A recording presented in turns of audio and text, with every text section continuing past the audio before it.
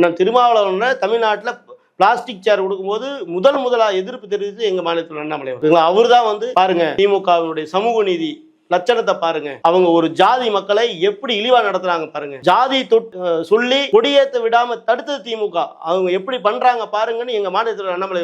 ஊராட்சி மன்ற தலைவர்கள் திமுக காரங்க கோயிலுக்குள்ளேயே விட முடியாம எப்படி பண்றாங்க பாருங்க அப்படின்னு பேசினார். இது எல்லாமே பண்ணக்கூடிய இடத்துல திமுக இருக்குது. இதை தட்டி கேட்க வேண்டிய இடத்துல விசிகா இருக்கா?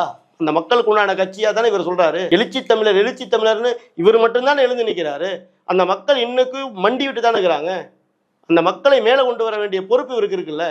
ஒரு சமுதாயத்தை வச்சுக்கிட்டு அந்த சமுதாயத்தினுடைய ஓட்டை வாங்கி பிச்சை எடுத்து பொழைப்பு நடத்தக்கூடிய திருமாவளவன் அவர்கள் மு.க. ஸ்டாலின் அவர்களை பார்த்து கேட்க வேண்டிய கேள்வி என்ன? இந்த மக்களை ஏன் இன்னும் இப்படி வச்சுக்கிறீங்க? இந்த மக்கள் ஓட்டு போட்டு தானே நீங்க முதல்வரானீங்க. அந்த மக்களுடைய முன்னேற்றத்துக்கு நீங்க என்ன பண்ணீங்க? வேங்கை வழி பிரச்சனைக்கு என்ன பண்ணி கிழிச்சிருக்கிறீங்க?